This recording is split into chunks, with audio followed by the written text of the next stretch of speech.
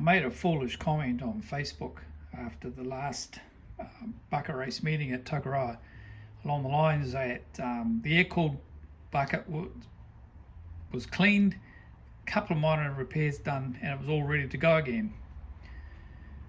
That wasn't quite true. I checked inside the gearbox. I was going to change the gearbox oil, so I pulled the sump plug out, and there was a little bit of sparkle to the oil. And when I pulled the clutch cover off, that's on this side, the clutch sits on a shaft here, there was, in this area, a whole bunch of pieces of small spring, and there was a little bit down here as well. None of it was through into the gearbox, it was all just in this area, which is still not ideal, because obviously where did it come from? Where it came from is behind this bearing. So on the other side is a seal between the crankcase and this bearing. So this bearing runs in gearbox oil. So I had to pull the whole thing apart to get the seal out. So I've replaced the seals, this one on the other side, the one in here, put a new bearing, new bearings on both sides of the crankshaft actually. The crank is freshly rebuilt more just before I put the motor together, so it was all good. Yeah, so anyway, it's all back. Well, it's ready to go back together. We even managed to get a new gasket set for it. So this bearing was this bearing was a real problem to get off. It was practically part of the crankshaft, so we ended up putting a cold chisel, I suppose, under this side. It was a piece of shaped steel, so it was fitted under there, and a cold chisel on this side. You can see we've made a few marks to raise the bearing enough so we get a bearing puller on it, and then we were able to bring it off. And of course the bearing was difficult to get off, and of course the new bearing was difficult to get on, but thankfully this shaft has a thread on the end, and it was easy enough. What I did, got an old conrod thrust washer which fits just nice on there, and I put the old bearing on top of the new bearing, and then various stacked up parts, and then just used a nut to basically just screw it into place. And although it was quite difficult to hold and to screw in, once the bearing bottomed out, it was really obvious. It went from being difficult to just stopping. It just didn't move anymore. So it's all good. Basically, it's ready to put back together. What a mission. What a mission. So, funny enough, this bearing, although it's very, very tight on the crankshaft, is just a free fit into the housing here. In fact, the old bearing, if you have a look at it, it's actually got evidence of it actually spinning in the housing. Now, I don't know how old this bearing is. This is probably the original bearing from the factory, so you know, obviously it's lasted a long time since these like 40-year-old motors. Also replaced this seal, so I've replaced both seals just because I had it all apart. Actually, that's a lie, I did not replace this seal. This is the old one. What I did though, I have pulled it out and just checked it. It's all right, it's still flexible, so it's good. But I always had trouble getting it so it was fitted into depth-wise as far as I wanted it to go, like just nice and square and the correct depth, or what I consider the correct depth. So this time, hunted out a piece of old scrap aluminium, made a little reset. So this depth here is how far down this bore I want the seal to go, and the diameter of this nice shiny bit that I've machined is the diameter of this. So it's simply a matter of fitting that to there and hammering it, giving it a knock with a hammer. That seal is into the correct depth and it's all square inside the bore. So yeah, quite a useful little tool. So I'll be keeping that for future. I'll probably end up changing it again to fit the next little job. The other little issue we had was the ring. The motor was down a tiny little bit of power, and when I pulled it apart, there had been transmission oil getting into the cylinder, and it had put a bit of a coating on the bore, which I took off with a Scotch-Brite pad, so it worked out pretty good. And I cleaned the piston up using a Scotch-Brite as well. The other thing was the ring was trapped in the ring groove at the front. Not real tight, but it wasn't free. So I've just taken a little bit of sandpaper to the ring groove. I know it's not ideal, but I've done it, and just taken enough off to free the ring out. So I sanded the top of the ring groove, so under pressure, where it counts, the ring will still be seated flat in the bottom of the groove, so it shouldn't make much difference. And I've taken a little bit off the edge, just where it's been smeared over with the piston going up past the exhaust port, and just to clean it up so the ring's free. So yeah, this cylinder's had a hard life, but it is a particularly good cylinder. It works really well. So, let's see if we can see it. You can see the gark up the bore there. That's from when a piston let go and a rod took it out. And if you have a look, can we see it? Top of the exhaust port's got a chunk out of it as well. The same disaster where the rod actually, the top of it snapped off and ended up putting me in hospital. The reed valve is an old RD351, which I've taken the center bridge out on each side, carbon fiber 0.4mm thick pedals, and I've got a curved aerodynamic shaped splitter down the middle.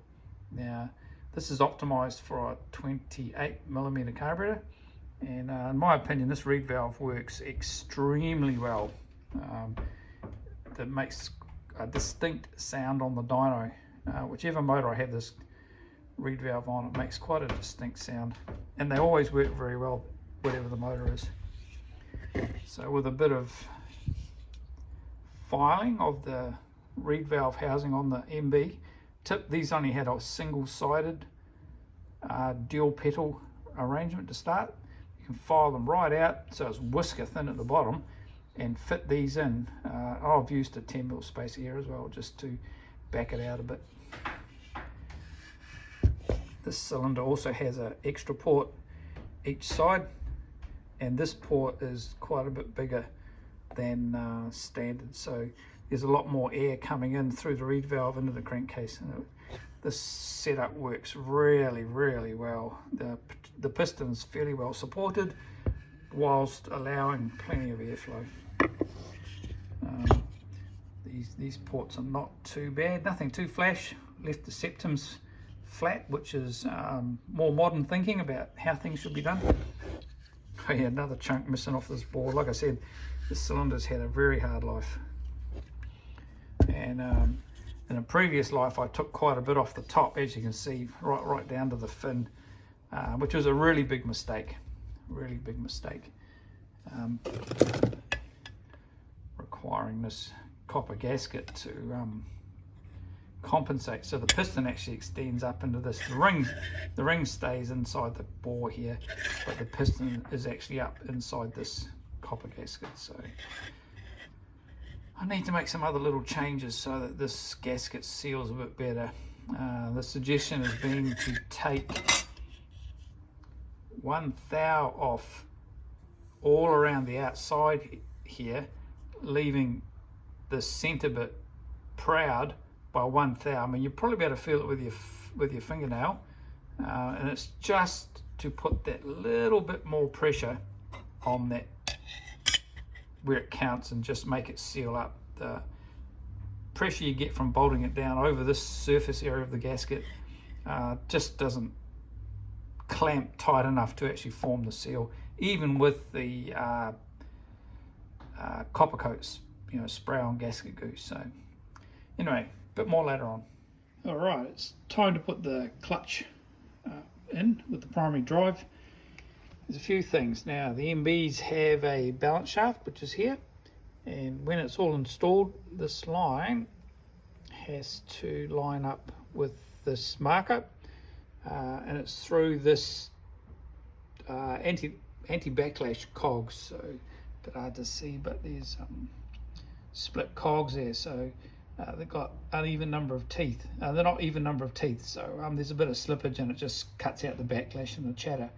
It's an easy way of getting it to stop making any noise without having to be super precise with the mesh.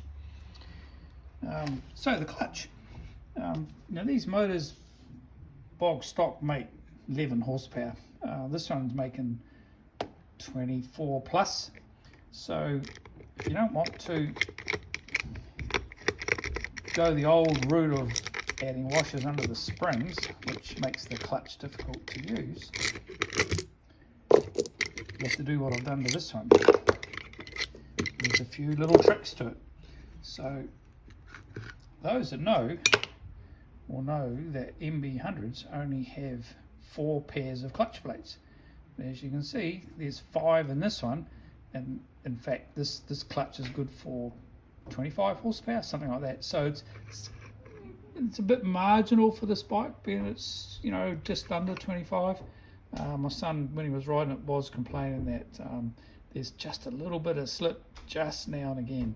So how did I get 5 pairs of plates in versus the original 4, given that the assembled pack height is exactly the same as the 4 pairs? So what you got to do is, on the friction surface of the backing plate here, you have to machine it down. So I've machined off, I don't know, a millimetre or so off there. I've actually got the dimensions all around, something that I'll do, whilst leaving the dogs on the inside to engage with these here. Now that will only give you part of the room that's required to fit in all these extra plates. There is also some to be machined off here, and you can see the little lip at the base of the grooves here where I've machined it down. So take a little bit off that one as well. That still doesn't give you enough room. So now you can't machine the fibre plates. I mean, you probably could, but not recommended. So what I've done is, on each of the steel plates, these have also been machined, but only on one side and only in the friction surface area. The actual little engagement fingers are not machined, they're standard thickness. Sorry. So you can just see it, maybe you can't. It's just a little bump. It's about, I don't know, half a millimetre taken off, not even that, I don't think, off each of these plates. So the combination of all the little bits that are missing results in, when you have all the extra plates all stacked up, the exact same height as standard clutch, with the exact same clutch springs with no washers. So it works, apart from a little bit extra drag with the clutch pulled in, it works exactly the same as a standard clutch, but it's good for 25 horsepower. Yep, so good thing with putting this basket in, this actually is what joins the anti-backlash gears to this. Now thankfully it's all straight cut, so it's not too hard to line everything up and then just drop the clutch basket on the shaft. Okay, time to install the ignition system. Now this is from an early RM as far as I'm aware. It was made up of bits that were retrieved from a box at ESE. So being an RM, the taper is completely different to an MB crank, so I have recut this taper. Now originally I matched it to tapers I had in other rotors which I've been using, which other people had cut, and to my horror I found that the tapers in the other rotors didn't actually match the crankshaft all that well. So I adjusted the angle until this rotor, when you stick it on the crankshaft, it actually kind of sticks in place. So yeah, now I don't use a key to locate this rotor due to when I cut the taper it basically got rid of the keyway, and I don't have a broach to make a new keyway. So what I do is I use this in the plug hole with the DTI on it to get top dead center, and then this ignition stator plate fits in here, and there's a couple of marks like over the back here, which if they're lined up I can then put the rotor in and line up some marks on here, and at top dead center that'll give me the timing that I used on the dyno. Now if I put that back in, you can see the mounting holes here right at the end of the travel, so that's not really ideal. Now the critical thing is that the mark on the rotor lines up with the mark on the stator, so my intention is to install this something like that, so I've got a range of adjustment in advance and retard, and then the important thing is that the mark on the rotor lines up with this mark on the stator. So I will install this, bolt it down, and then put the rotor on the crankshaft after I've determined top dead center, and it'll be just hunky-dory, right? Hopefully. So here's the DTI mounted in the adapter, screwed into the plug hole. Now inside here is a pin which extends down and onto the piston, and that pushes on the DTI plunger. So I've made sure the pin's just the right height, length to allow movement of the gauge, and as you can see it's not too hard to get it pretty much spot on. So there we go. Now at this point it's just a matter of dropping the rotor in with the marks lined up, tightening the bolt up, and then double checking this. So as you can see the gauge is lined up on 0, so it's top dead center. It's not too hard to be pretty accurate, and as you can see, I know they're just black felt tip marks, but they actually line up pretty good. Certainly good enough to fire the motor up and give it a test. So it's just a matter of tightening up this bolt now. And because this rotor is such a good fit on the crankshaft, tightening the bolt's not going to move this around on the crankshaft. I will check it, of course, but I know it doesn't. I've already done it once before, and I now have it set so that I've got a range of adjustment as you can see here. There's room each side of the screw, so not too bad. Alright, the cylinder head has been screwed on and torqued down. Now one of the checks you got to do on something that's been messed about with as much as this is that the squish clearance is all good. And if you're a little unsure if it's good front to back, or because your machining's not quite right, you do need to check at least 4 quadrants. Now this one I'm pretty confident of, so what I've done is you just use a little piece of solder which is twisted like this, and you just feed it down the plug hole, push it across one side, crank the engine back and forth over top, and what that'll do is it'll squish the end of the solder down, giving you an impression of the squish on that side. Now what I've done with this, because I'm pretty confident of the machining, I've just done it on 4 quadrants and then measured it. Now if this is less than the clearance that I've machined it up for, that means that the head is not central on the bore. Now in this case it measures up to more or less 0.8 millimeters, which is where I've set it. It's a tiny bit loose for these motors. I know you can set them to about 0.7 millimeter squish clearance and it's fine. So because this was machined to be 0.8, it's previously been measured to be 0.8, and this solder is squished to about 0.8. That means the head, and I've squished it under all 4 quadrants, that means the head is, the chamber is central on the bore and it's all good. So quite happy with that. Which leaves just checking the timing again to make sure that at top dead center these felt tip marks line up, which it will. Right. Do these timing marks line up at top dead center? Let's see. So we turn it around, going up towards top dead center. So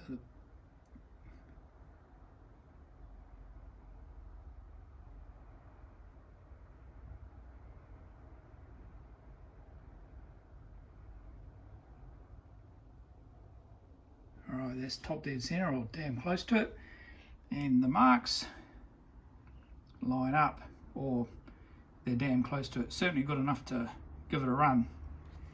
Final check would be on the dyno, of course, but this would be, I'd be quite comfortable running this at a racetrack as it is. It's close enough to the marks as determined on the dyno to be optimum.